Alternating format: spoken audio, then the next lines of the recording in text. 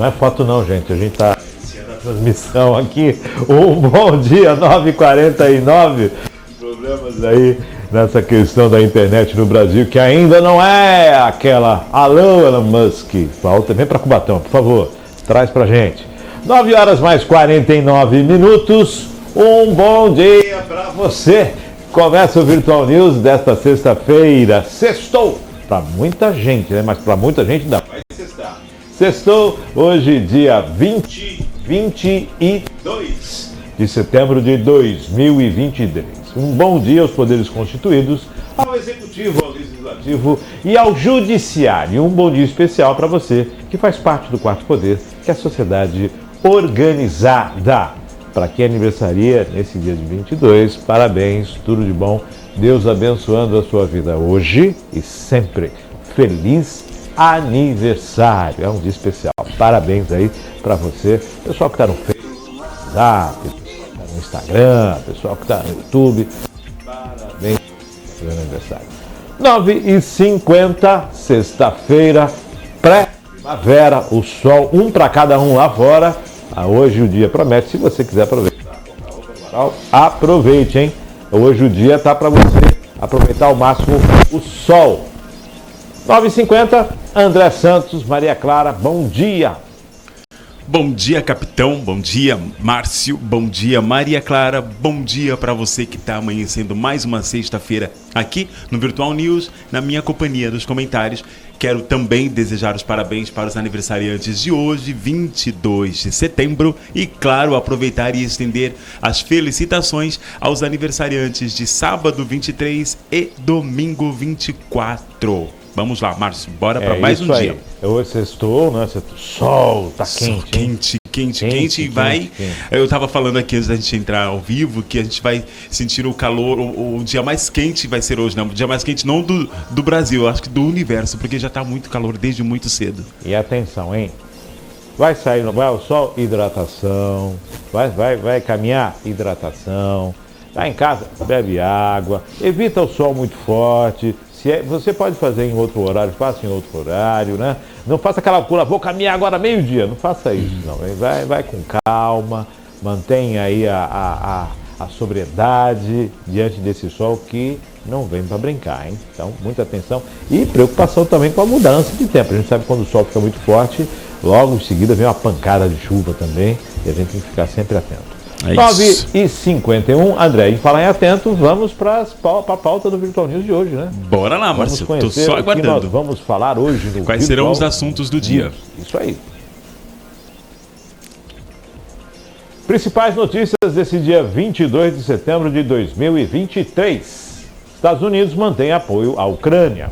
Por 9-2, Supremo invalida a tese do marco temporal.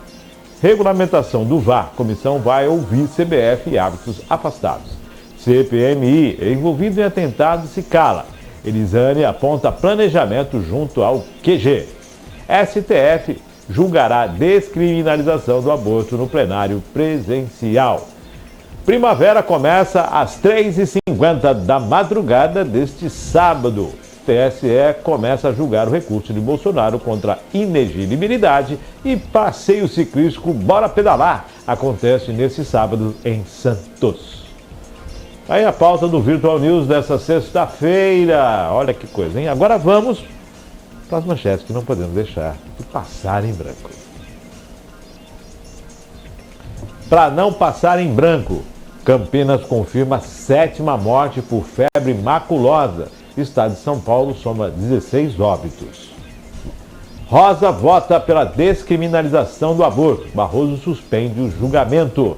Manchete de UOL Notícias. Marco temporal. Se necessário, vamos obstruir pauta da Câmara dos Deputados e do Senado, diz deputado. Jornal do Brasil. Cid recebeu estudo sobre poder moderador de militares 2 dias após reunião de Bolsonaro com chefes das Forças Armadas. Manchete de O Globo. Justiça libera 2,2 bilhões de atrasados a aposentados do INSS. Matéria do R7. Barroso pede destaque e votação sobre descriminalização do aborto é suspensa. Manchete do G1. Bolsonaro rompe o silêncio e nega acusações e promete agir contra calúnias. Manchete da Isto É. E Mercado Livre e Shopee aderem ao Remessa Conforme. Está no broadcast.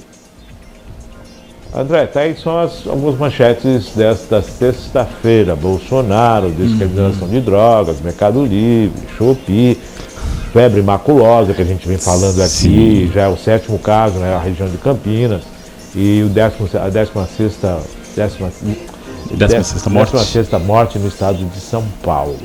Márcio, são assuntos realmente que a gente, mais uma vez eu parabenizo pela escolha, que realmente não devem passar em branco.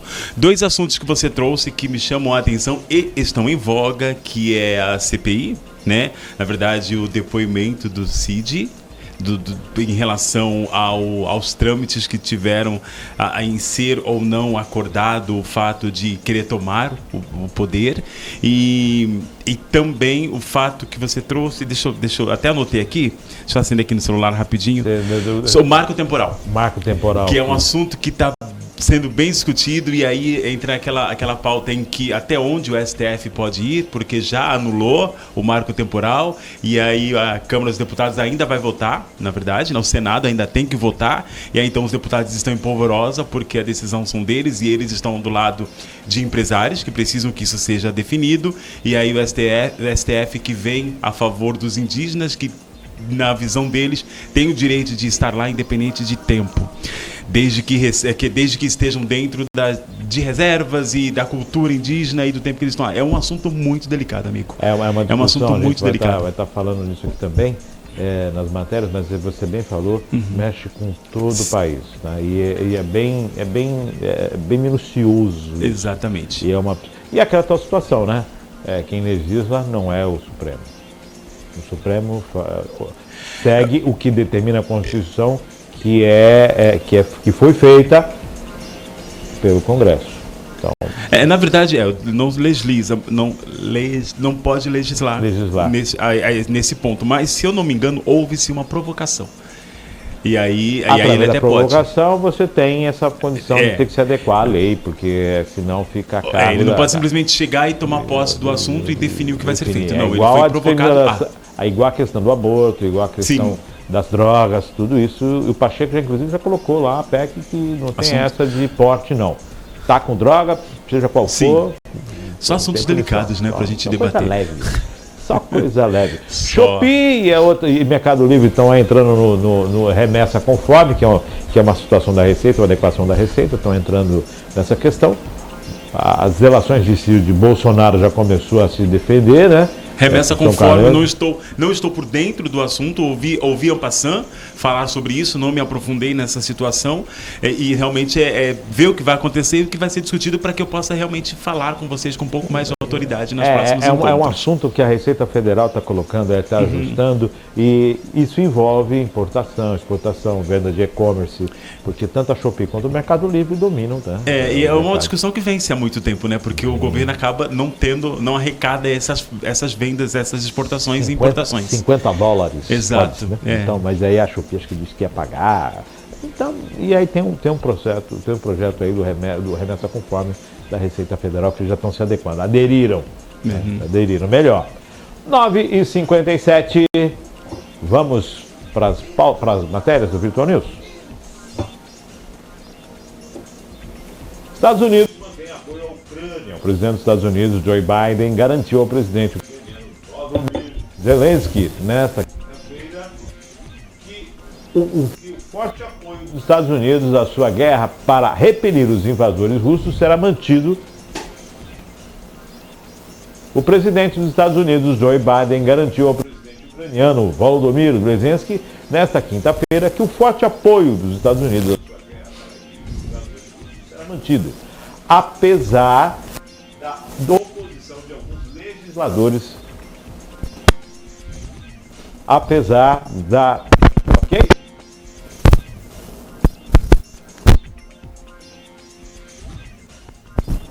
Ok? Positivo? Ok. Então, o presidente dos Estados Unidos, Joe Biden, garantiu ao presidente ucraniano Zelensky que o forte apoio dos Estados Unidos à guerra para repelir os invasores russos será mantido, apesar da oposição de alguns legisladores republicanos ao envio de mais bilhões em ajuda. Biden e Zelensky realizaram um conselho de guerra na sala leste da Casa Branca, como parte de uma tempestade de aparições que o líder da Ucrânia fez para reforçar o apoio dos Estados Unidos a uma guerra que começou em fevereiro de 2022 e não tem fim à vista. Senhor presidente, estamos com você. Vamos ficar com você, disse Biden a Zelensky antes de estender a mão sobre a mesa e apertar a sua mão após 2 horas de negociações. Zelensky agradeceu a Biden por um novo pacote de ajuda militar de 325 milhões de dólares para armamentos e defesas aéreas, dizendo que ele tem exatamente o que nossos soldados precisam agora. Ele disse que ele e Biden concordam em medidas específicas para expandir as exportações de grãos da Ucrânia diante do bloqueio russo e das tensões com a vizinha Polônia. Ele não detalhou as etapas. O pedido de Biden de 24 milhões de dólares em financiamento à Ucrânia para ajudar a pagar a defesa e ajuda humanitária da Ucrânia até o final do ano está reprimido numa luta orçamental promovida pelos radicais republicanos na Câmara dos Representantes. Questionado sobre superar a oposição, Biden disse que o único caminho seria a aprovação do Congresso dos Estados Unidos. Conto com o bom senso do Congresso dos Estados Unidos, não há alternativa, disse ele. Os comentários do senador republicano Rand Paul, um crítico frequente da ajuda externa, foram emblemáticos da oposição. Ele disse à Fox Business News que a Ucrânia é um regime corrupto e que a guerra não tem fim à vista. Biden disse que os primeiros tanques Abrams americanos serão entregues à Ucrânia na próxima semana. Tal como estamos empenhados em ajudar a Ucrânia a defender-se agora, também estaremos empenhados em ajudá-la a recuperar e a reconstruir o futuro, incluindo o apoio a reformas que irão combater a corrupção, disse Biden. As informações são da agência Reuters. Barato, né? Todo esse boom que transformou essa guerra é complicado, mas assim, eu vou trazer uma análise minha em cima do que eu percebo. É claro que a gente olha essa boa vontade do presidente dos Estados Unidos e acha, nossa, como ele é um cara bonzinho. Não. Na verdade, se a gente for olhar a fundo, essa guerra da Ucrânia, ela nos retoma lá, ela traz à nossa memória o que foi o contexto da Guerra Fria, Márcio. E aí, naquele período em que Afeganistão tinha uma rusga muito grande com a extinta União Soviética, e aí os Estados Unidos acabou entrando nessa briga, fazendo praticamente essa mesma coisa que eles estão fazendo agora, fornecendo armas para o Afeganistão para lutar contra a União Soviética naquele período. E aí, por quê? Porque essa briga ela já vem da extinta União Soviética com os Estados Unidos. O que acontece, na verdade, é que é uma forma dos Estados Unidos entrar na pauta sem ser o personagem principal. Ele, claro, ele quer dar o subsídio para que a Ucrânia consiga vencer ou continuar nessa luta, porque ele pretende continuar sendo uma superpotência. E a partir do momento que ele mostra esse poder, sabe aquela coisa tipo assim, pô, eu te ajudei lá na frente, se a Ucrânia, porque por isso que ele quer que a Ucrânia se reerga, eu te ajudei lá na frente, agora você tem que estar comigo. É uma forma de domínio. Né, uma forma de domínio. É a questão da guerra, né? Bem que você falou da guerra. Se você me permite no seu comentário, é aquela questão, eu vou te ajudar e lá na frente você tem que reconstruir seu país, você vai precisar da minha ajuda. E aí a gente vai conversar comercialmente. Você tem grãos, me interessa. Me interessa, você tem exatamente. Eu quero estar próximo. A China está ali, eu estou aqui. É a questão do domínio. A China está do lado de lá, eu estou do lado de cá. Entendeu? Então, você vê como essa questão do poder, né? Geopolítica de poder e de domínio dos países, ela entra nesse contexto. Por isso que a gente traz em voga essa Guerra Fria. É claro que o Biden ele tem uma luta muito grande com os republicanos no próprio país, porque eles não querem, eles acham... Aliás, a maioria dos americanos, sociedade civil, acha que os Estados Unidos não devem ajudar a Ucrânia nesse momento. É um assunto muito delicado, porque existem pessoas, Márcio, que não têm esse livre-arbítrio, que não querem estar nessa guerra e que estão sofrendo. Você tem uma formação em política externa, né? Em relações internacionais, sim. Em relações internacionais. Esses são assuntos que, anteriormente, antes da internet, eles ficariam muito distantes. Só que hoje eles fazem parte do dia a dia de muita quase gente. Todos os cidadãos do mundo, né? O mundo acompanha isso. E quando a gente está falando da geopolítica, o pessoal fala, poxa, mas está ajudando com interesse. Tudo acontece assim, né? O interesse existiu e existe. E Estados Unidos está vendo ali a possibilidade. Lógico, tem a questão humanitária e as pessoas e a guerra. Gente, a guerra não é boa para ninguém. Quer dizer, é só boa para quem vende armas. Para a indústria bélica. Né? É muito legal. A gente discute sobre esses conflitos bélicos como cidadão comum, mas se a gente parar para analisar no contexto técnico, tudo isso tem interesses de poder geopolítico, é fato. E aí eu até quero dar uma opinião para quem pretende se especializar, ou não se especializar, mas entender mais sobre o assunto. Existe um professor que é o professor de Relações Internacionais, ex-deputado do estado de São Paulo, N. Roque, com H, Coquier, fica Roque. Ele explica muito sobre a geopolítica. Ele tem uns vídeos na internet que ele fala sobre a geopolítica do mundo e o que está por trás de todas essas guerras que acontecem. Então a gente começa e a gente faz essa análise de trazer o que aconteceu lá atrás e como isso se reflete no que está acontecendo hoje. É muito interessante. E aí, voltando aos Estados Unidos, Ucrânia e Rússia, nesse contexto, a ideia dos Estados Unidos realmente é o domínio sobre a Ucrânia, que tem uma grande importância na geopolítica mundial e no poder financeiro por conta dos grãos.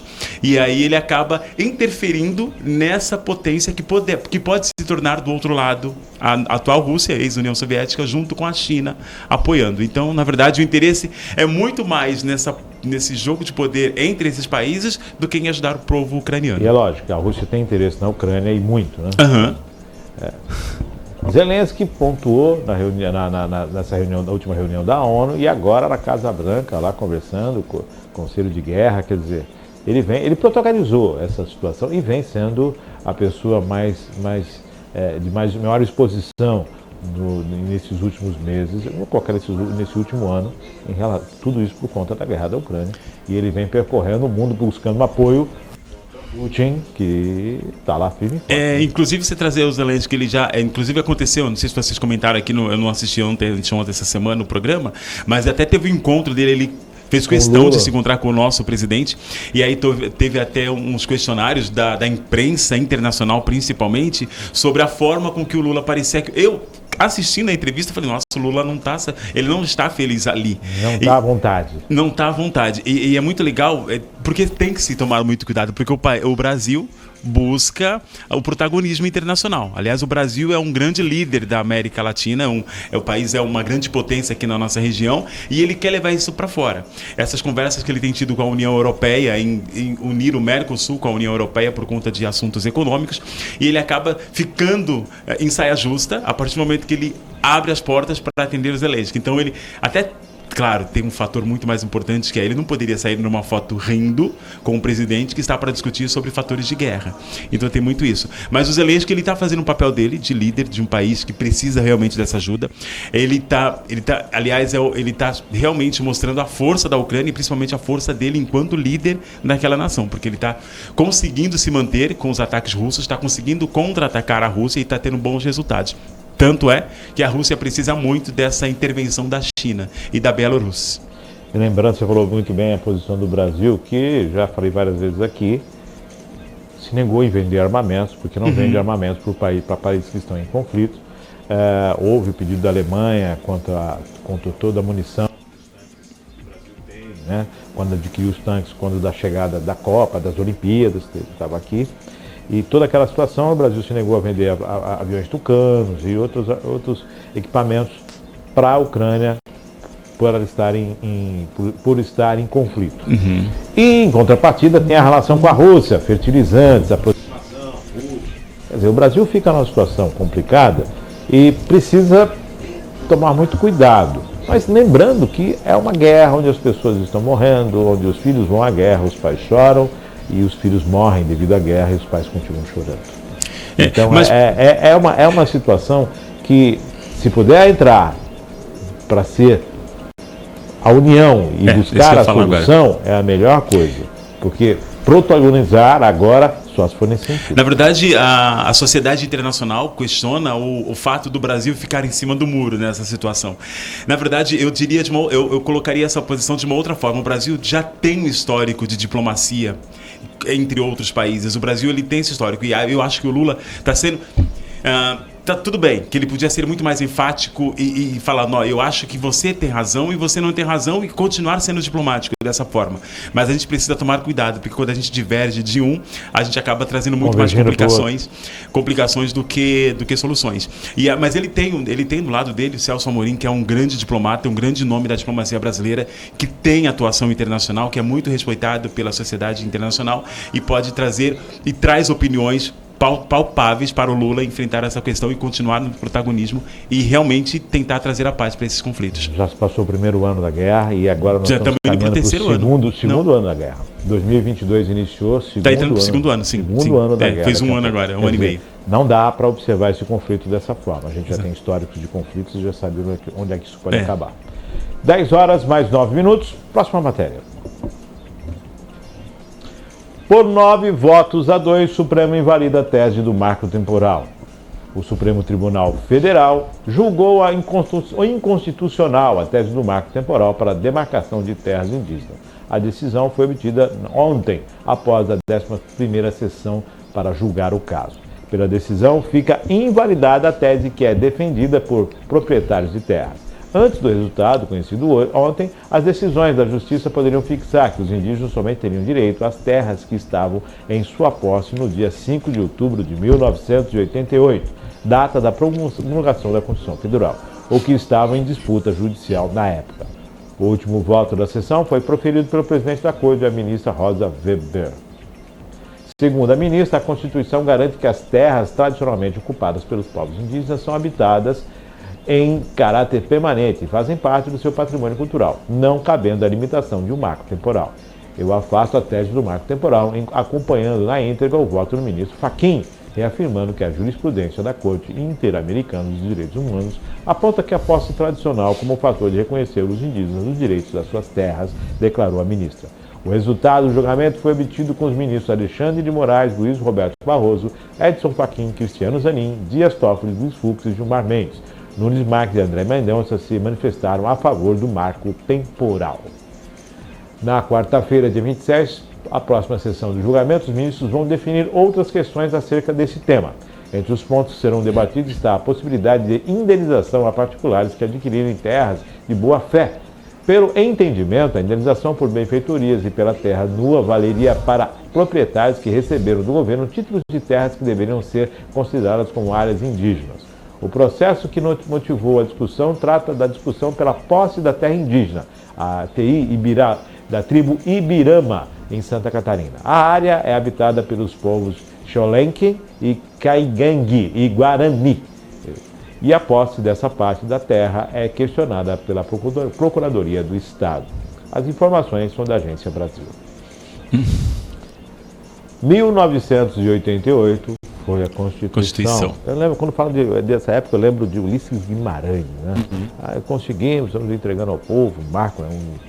E a Constituição definia que, a partir daquele momento, as terras que os índios estavam ocupando se tornavam deles, a questão judicial permanecia, né?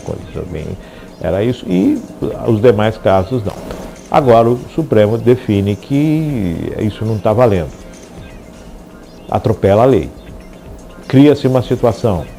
Quer dizer, como é que fica agora isso? A gente estava discutindo ontem aqui, nós temos áreas em que os índios ocuparam. Quais são as áreas que os índios ocuparam? Todo o Brasil era ocupado pela área indígenas. Os povos originários ocupavam todo o Brasil. A área da Uzi Minas tem um sambaqui. Então, a Uzi Minas era a antiga Cosipa, que era uma estatal, que era uma área do governo. Então, tecnicamente vira uma área indígena. Posso estar falando besteira aqui, mas a grosso modo seria isso? Tipo, teria que tirar a empresa para poder indenizar remanescentes, os descendentes da época. Agora, como é que fica isso? Que mexida foi essa, né? Quais são os pormenores que a gente não está entendendo? E é claro, a Constituição disse que, ponto. Aí o Supremo disse que não.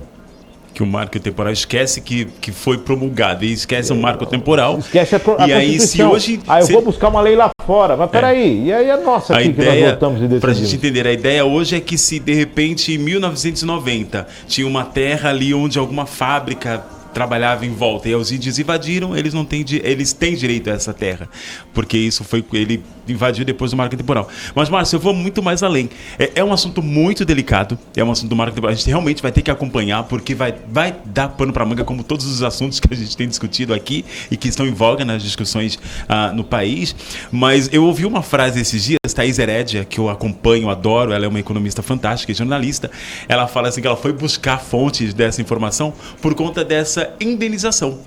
Né? Porque ali diz, né, no contexto diz que talvez o governo tenha que pagar uma indenização a essas pessoas que tomaram essas terras e vão precisar sair, porque são terras indígenas ou não. Tem que se levantar esse mapeamento para ter certeza do que está sendo feito, quando foi feito. É um trabalho muito minucioso, muito técnico e muito complexo.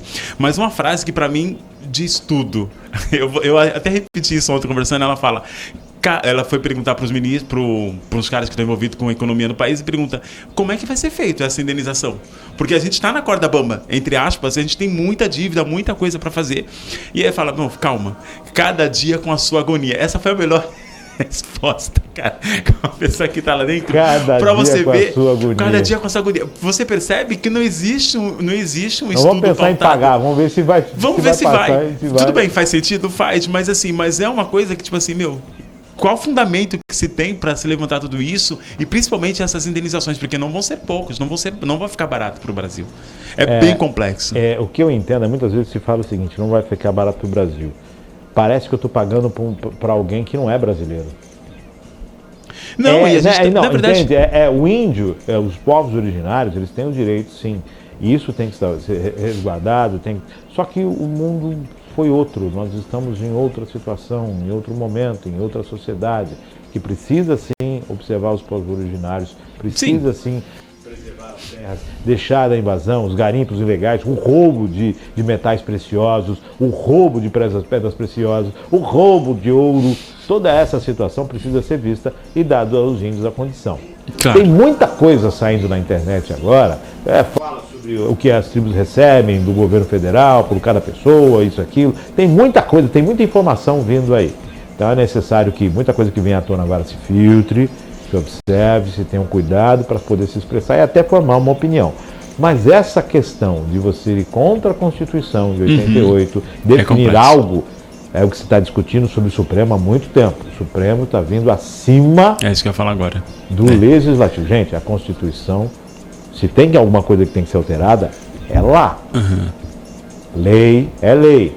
Mas a interpretação, eu vou por aqui, eu vou por ali, tudo bem.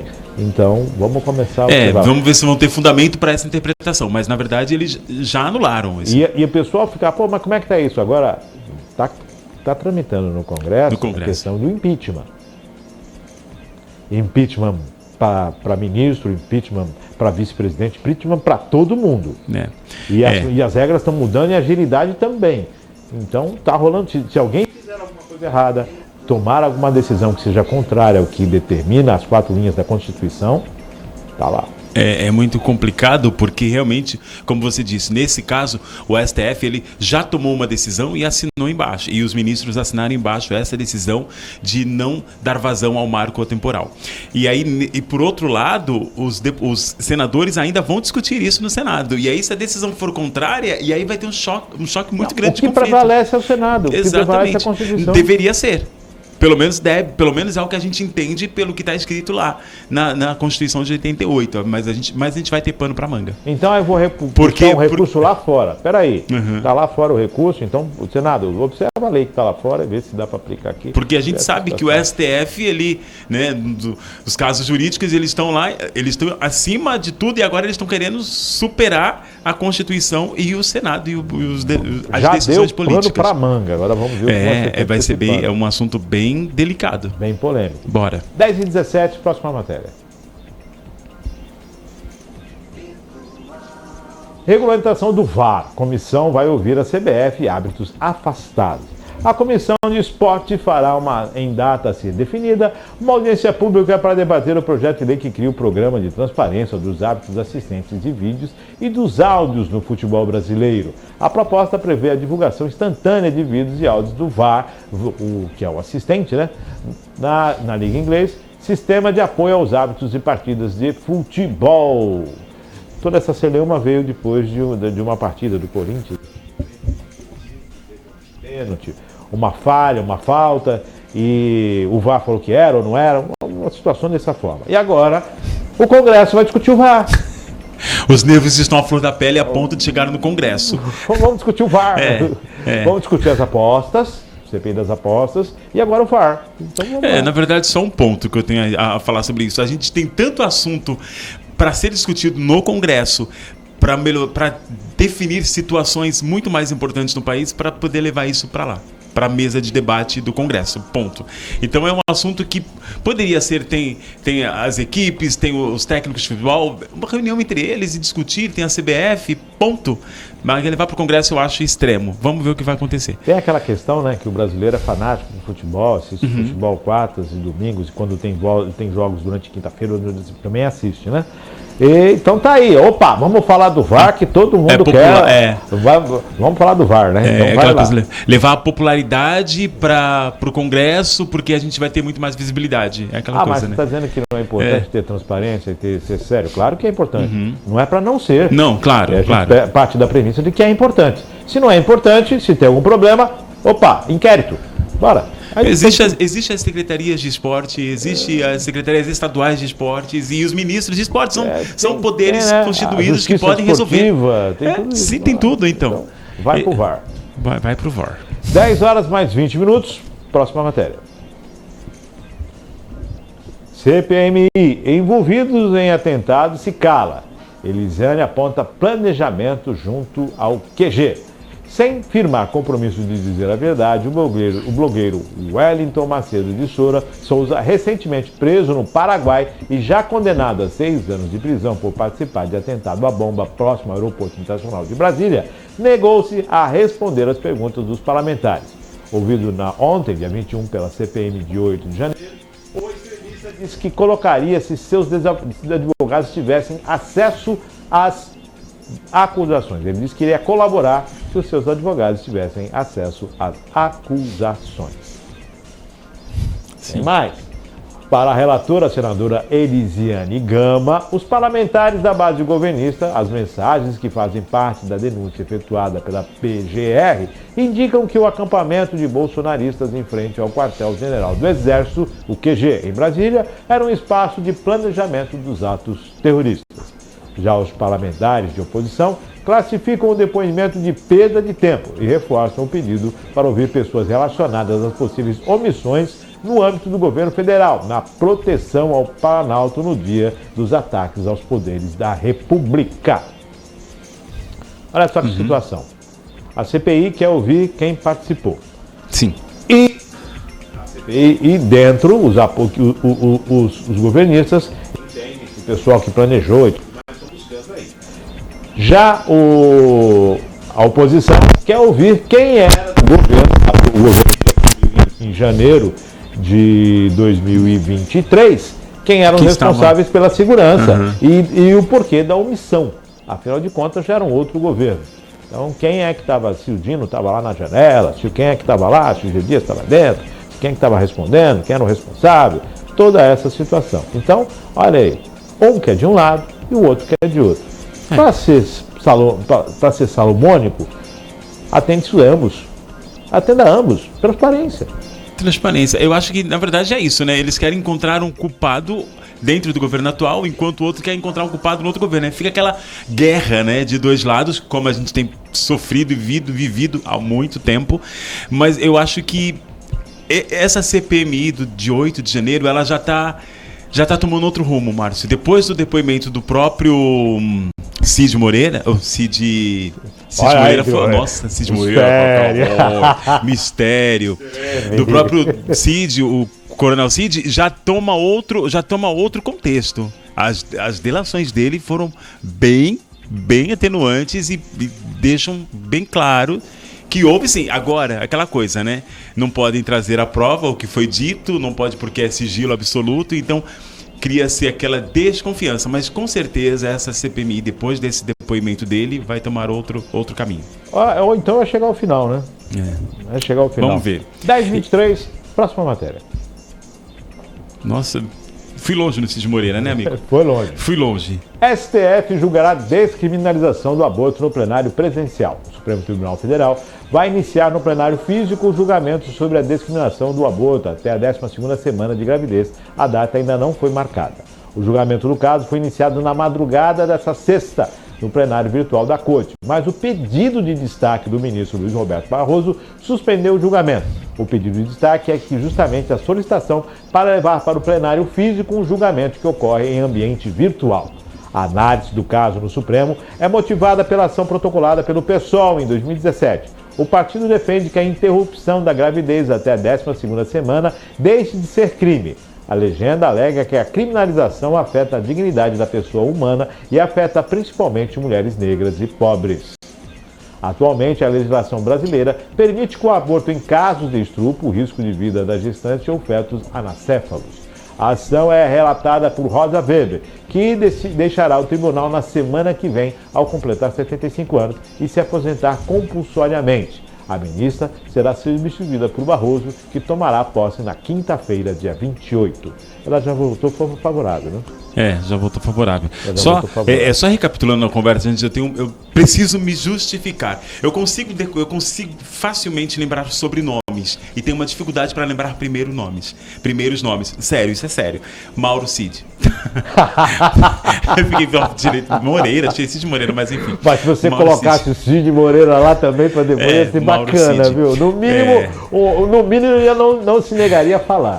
Mauro, vamos lá, vamos embora, Márcio. A descriminalização do aborto é um assunto muito complexo, né, cara? Sim.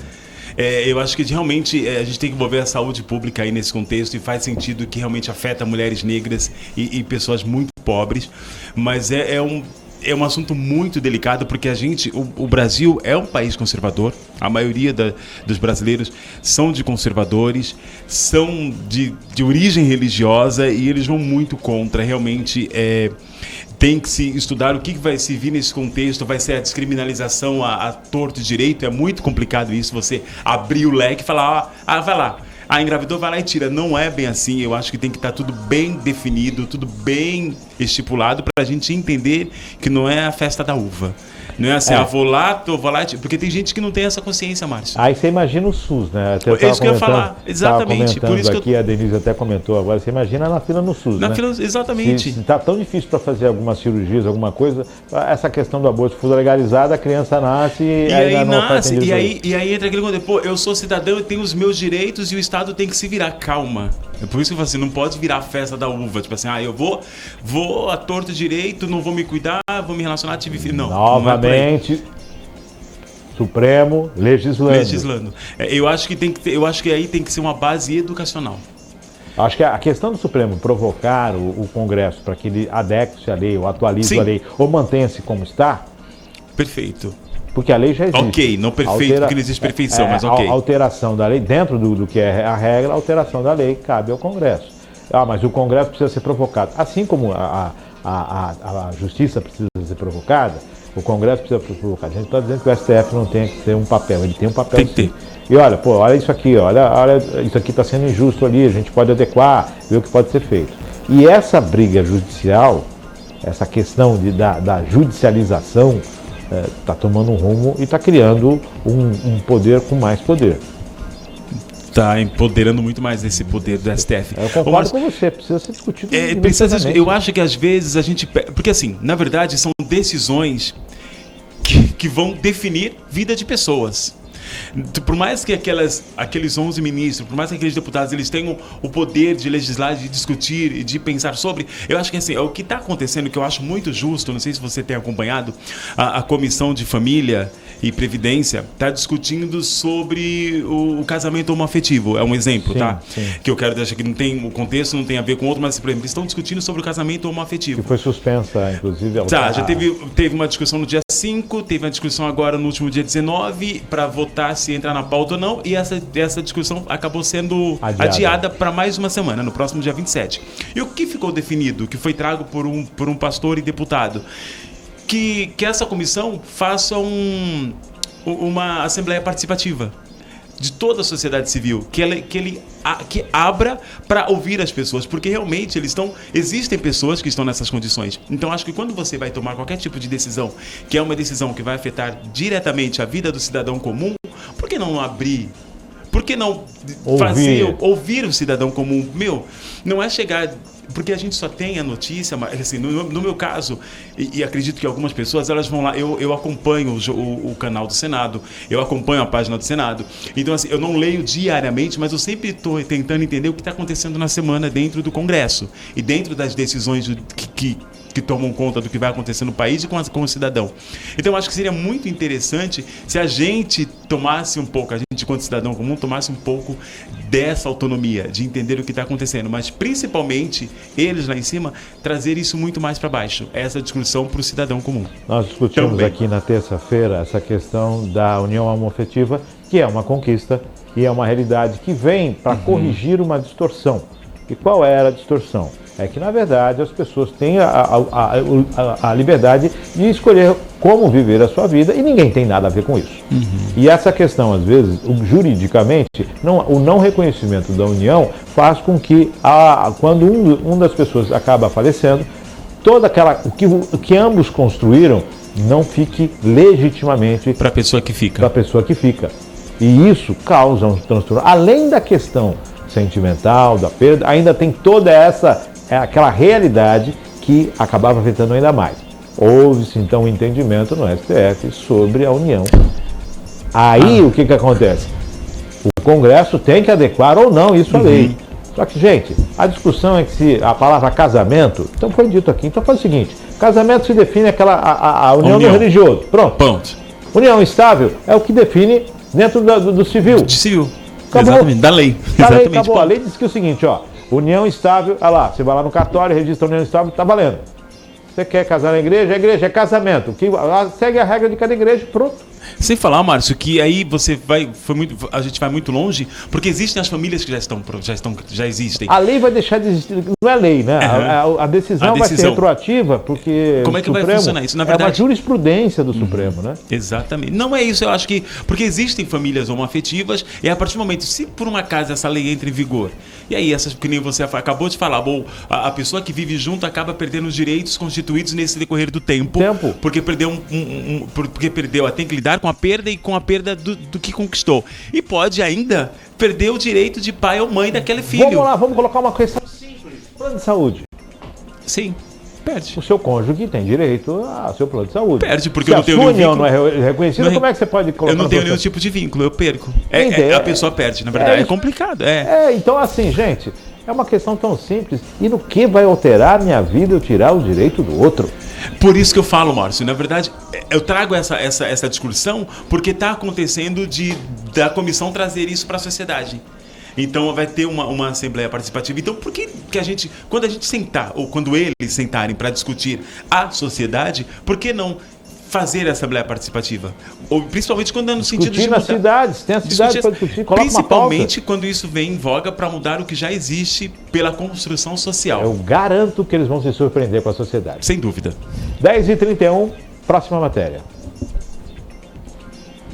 Primavera chega às 3h50 deste sábado. Começa na madrugada de amanhã, mais precisamente às 3h50 da madrugada, a primavera no hemisfério sul.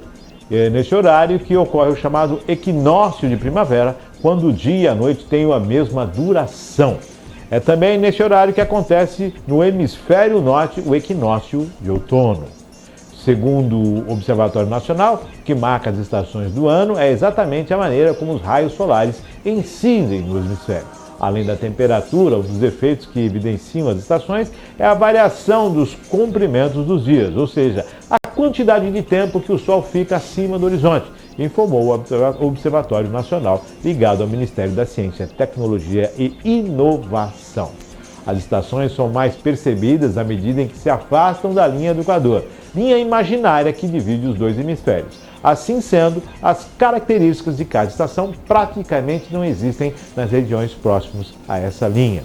No início da primavera, os dias terão aproximadamente o mesmo comprimento das noites. No hemisfério sul, os dias vão ficando cada vez maiores e as noites cada vez menores. até o maior dia do ano, que ocorre no início do verão, que neste ano será no dia 22 de dezembro, explicou Josina Nascimento, astrônoma do Observatório Nacional, Agência Brasil.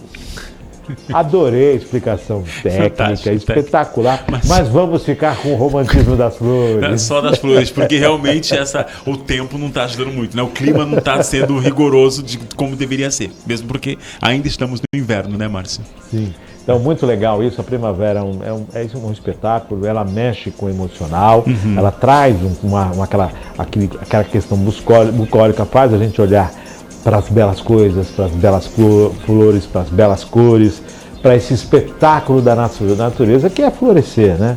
Florescer. Eu costumo dizer que a primavera roubou da mulher a essência, né? Porque somente a mulher é permitido florescer a todo instante. E a primavera só uma vez no ano. Então, é um poeta esse chefinho, é um poeta. Eu defino a primavera no meu. Eu adoro primavera, como tipo assim, eu sou apaixonado pelo verão. Então, assim, eu defino cada estação do ano com uma palavra. A primavera, para mim, realmente cor e flor. Ponto. É fantástico. Cor e flor, gostei. Cor e flor. Isso. Muito bom. Então, aí, começa a primavera. Bora! Flores, cores e alegria. Cores e flores, colorido, né? Por que alegria. 6h34, próxima matéria. TSE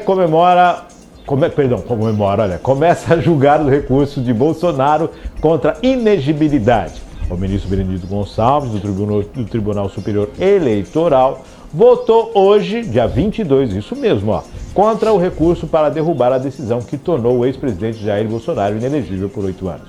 O julgamento do caso foi iniciado na madrugada desta sexta-feira no plenário virtual do tribunal. Em junho deste ano, Bolsonaro foi condenado pelo TSE por abuso de poder político e uso indevido de meios de comunicação pela reunião realizada com embaixadores. Em junho do ano passado, no Palácio do Alvorada, para atacar o sistema eletrônico de votação, a legalidade do encontro foi questionada pelo PDT.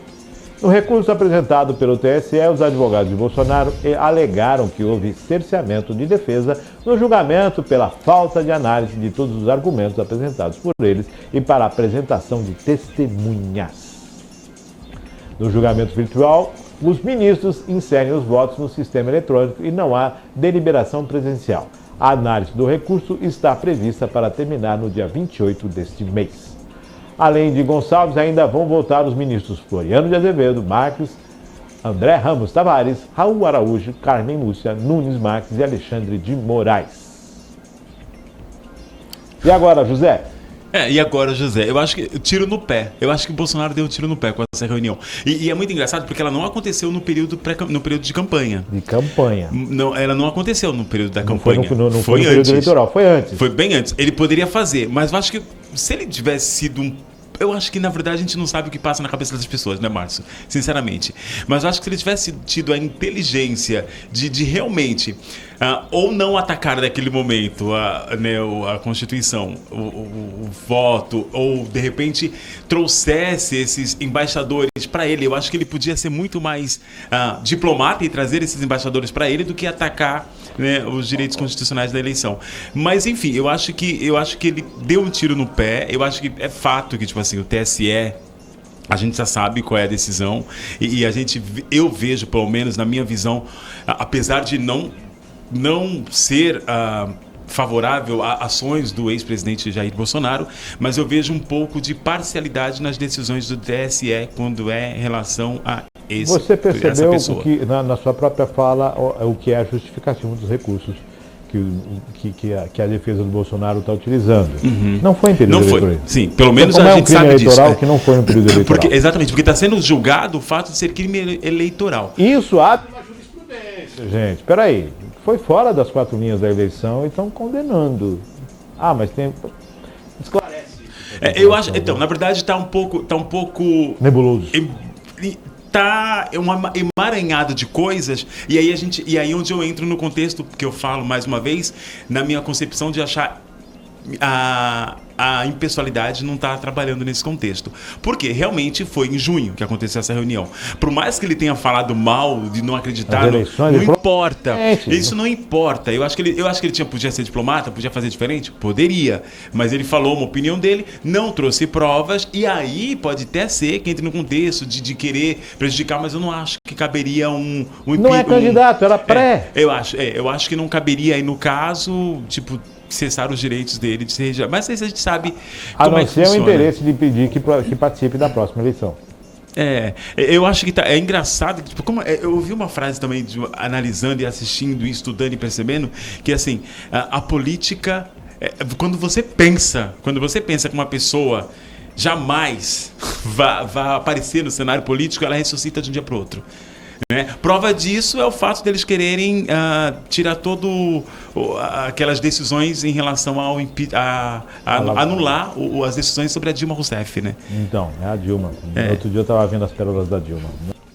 Gente, é fantástico, mas não conseguiram, tá, Márcio? Não, na verdade, não conseguiram.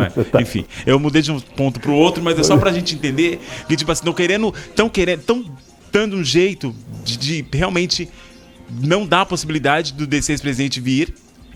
Claro que eu não estudei a fundo o que está acontecendo, o que está sendo discutido, mas a minha visão geral do assunto cai no caso da pessoalidade, porque aí ele não vai ser uma pedra no sapato nas próximas eleições. Volto a falar. Justiça, fazer com que as coisas sejam iguais para todos, né? Ok? Tá com o meu áudio ok? Positivo? Justiça, que seja igual para todos, isso é importantíssimo. E cuidado, porque no afã de eliminar, você pode criar um mate. 10h39, próxima matéria. Passeio ciclístico Bora Pedalar acontece nesse sábado em Santos. Uma das atrações da terceira edição da Primavera Criativa, ação realizada no próximo sábado, o evento... Ok? Positivo? Eu vou começar de novo aqui então, hein? Uma das atrações da terceira edição da Primavera Criativa, ação realizada no próximo sábado, o evento terá sua concentração às 10 horas no novo quebra-mar, no emissário submarino. Em um trajeto de cerca de 10 quilômetros pelas principais avenidas da cidade até a chegada. Ok? Estamos com um problema de áudio. Positivo agora? Vou começar de novo então, tá bom? Passeio ciclístico Bora Pedalar acontece... Não? Passeio ciclístico Bora Pedalar acontece neste sábado em... Oh, meu Deus! E a misericórdia! Ok, agora? Positivo? Também não? E agora? Positivo? Ok? Então vamos lá. Passeio ciclístico Bora Pedalar acontece neste sábado em Santos.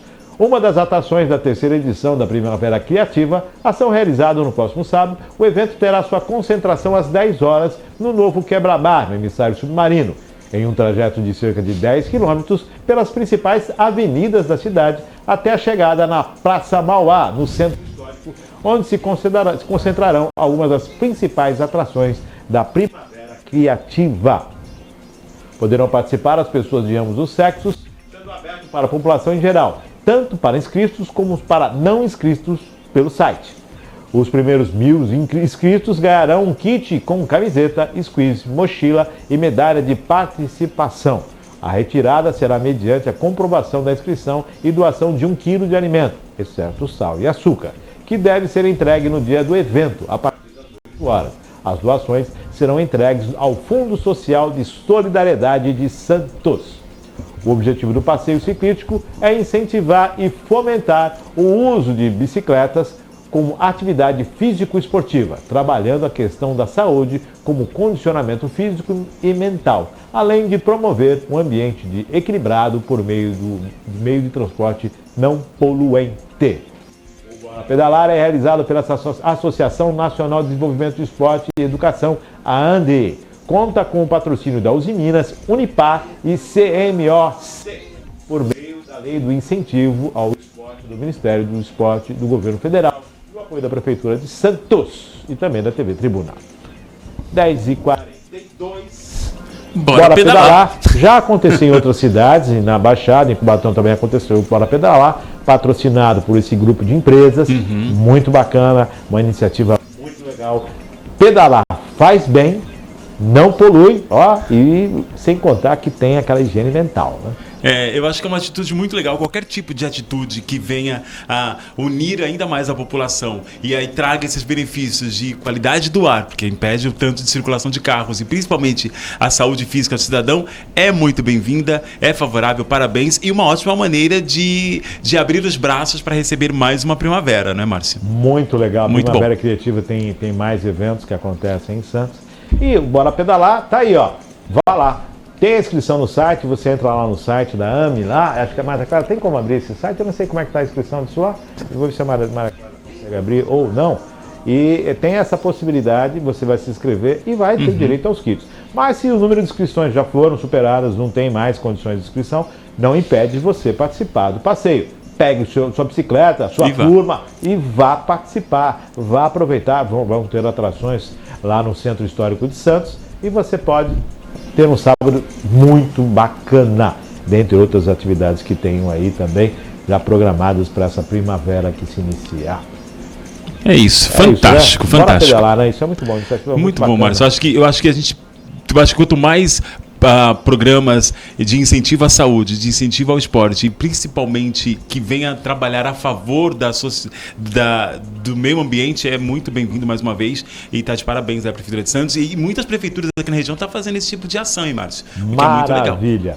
10h44, lembrando que as indústrias são do polo de Cubatão. Legal, polo do estado de Cubatão. Sim. Um dos maiores polos da América Latina.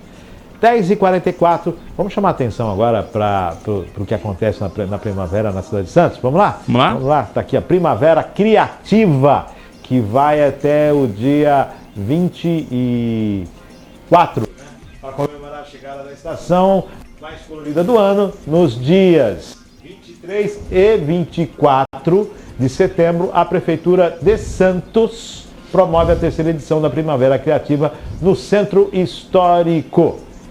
Aí, as inscrições para o passeio ciclístico é no site www.ane.org.br. O passeio, nós já falamos, acontece amanhã e tem várias outras programações. Olha só que maravilha. Vale a pena você acessar o site da Prefeitura de Santos e acompanhar tudo o que acontece. Aí, a programação está todinha lá. Centro na Praça Mauá, tem toda uma programação voltada aí para essa primavera criativa, muito bacana, do dia 23 ao dia 24. Então a programação é uma programação extensa.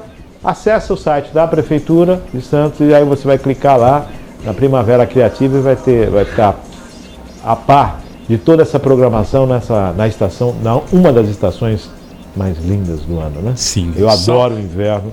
Sou fã do outono, adoro aquelas folhas caídas no chão. Cada estação tem a sua peculiaridade. O verão vem daquela forma brasileira de ser, né? E a primavera traz toda essa coisa belíssima. O outono, você falou, eu acho lindo o outono, acho maravilhoso nas fotos, eu acho lindo nos vídeos e é legal para quem tem alergias. Enfim, para quem sofre de rinite, o outono é tenso, mas enfim, é uma estação linda. É linda, pra gente tirar foto é a melhor estação. Bom, eu vou fazer o seguinte. O jogo é meu, bola é minha dica de fim de semana foi essa. Arrasou, Márcio. Perfeito, boa dica de final de semana, legal. Já vai entrar nas dicas de final de semana, é isso mesmo? Bora lá. Na verdade, meus queridos, eu trago para vocês sempre leituras, é muito interessante. Curtir casa, acho que esse final de semana vai estar muito quente para ficar em casa, então é legal pegar um parque, pegar uma praia, protetor solar, não ficar exposto ao sol naqueles períodos que a gente sabe que é perigoso. Mas eu estou muito curioso para assistir, que eu acho que foi lançado, ou está sendo lançado. Eu vi umas matérias, não sei, sobre o filme Nosso Sonho, não sei se a Maria Clara ouviu falar ou vai trazer alguma coisa parecida, que fala sobre a história do Claudinho e Bochecha, grandes artistas da música aqui no Brasil. E aí eu lembro deles por conta do início da minha vida adulta. Eu comecei a acompanhar muito esses meninos e eu gostava dessa música, Nosso Sonho. E aí o que me chamou mais a atenção e me despertou a curiosidade é que o título do filme é literalmente o título dessa música. Então uma boa pedida aí para quem puder ver ou estudar sobre ou ver quando vai estrear o filme Nosso Sonho, que fala a trajetória de vida de Claudinho e Bochecha. Maria Clara. Bom, vocês estão falando aí sobre calor, né, e tudo mais. Um lugar que é bem geladinho é na sala de cinema, né? Então, para fugir aí desse calor todo, temos novidades, temos Mercenários 4, com todo o time de mercenários. A gente tem também o Som da Liberdade, para quem está buscando aí um filme mais sério, de um assunto mais delicado, baseado em fatos reais. A gente tem, falando aí de literatura brasileira e adaptações para as telonas, que agora está nas telinhas, né? Perdida, já está disponível na Disney Plus. Então, se você gosta de um romance, se você gosta de um romance histórico, você pode assistir, porque foge um pouquinho, né? A gente lê tanto o romance histórico que se passa na Inglaterra, né? Temporada de Londres e tudo mais, e esse se passa aqui em São Paulo de 1700, 1800 e bolinha, que eu não lembro agora. Então, se você gosta, pode assistir, vai adorar. E na Netflix tem a 4ª temporada de Sex Education, e na Prime Video o Continental do Mundo de John Wick, que é a nova minissérie que conta a história do Winston, né? Quem assiste os filmes sabe que ele é um personagem muito importante, que é o gerente do Continental, e aí a gente descobre como ele chegou a gerente.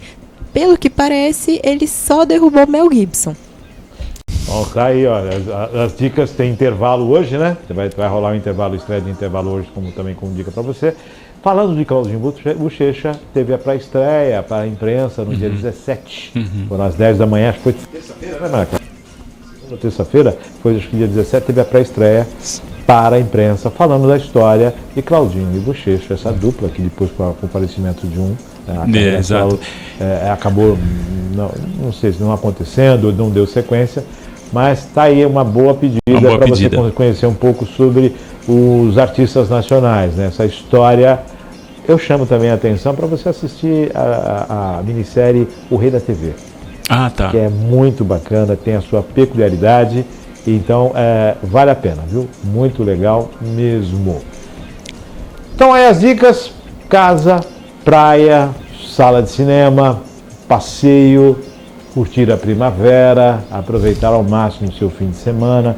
Tem programação à vontade aí no litoral, na sua região também tem programação. A primavera chega para todo mundo. Aproveite da melhor forma, para meditar, para passear, para se dedicar a algo mais, para fazer um reparo em casa, para fazer aquela promessa que você fez para si mesmo e que não acontece. Então procura, né? Aí nos seus afazeres, na sua agenda, você vai ter com certeza algo para aproveitar esse final de semana para fazer. E nós vamos ficando por aqui, né, André? É isso. Nós vamos ficando por aqui, agradecendo sempre a audiência, agradecendo a participação de André Santos, um dos maiores salários da Virtual. Nossa Senhora, Márcio, muito obrigado. O melhor salário mesmo. Eu venho para cá com o maior prazer. O salário que eu mais recebo aqui é amor, é carinho e vontade de estar trocando com vocês essas ideias e esses comentários. Obrigado, Márcio, pelo convite de estar aqui. Obrigado você que acompanhou a gente. Obrigado, Maria Clara, por mais uma sexta-feira. E terminando essa semana, beijo no coração de cada um de vocês e bom final de semana. André, Maria Clara, muito obrigado, gratidão sempre, 10h51. Virtual News vai ficando por aqui, desejando a você um excelente final de semana. Fique com Deus, na paz, coração no acalento, com o sossego do lar, ou, se preferir, o agito que te traz toda a emoção. 10h51, fique com Deus e até segunda-feira, a partir das 9h30 da manhã, se Deus quiser. Virtual.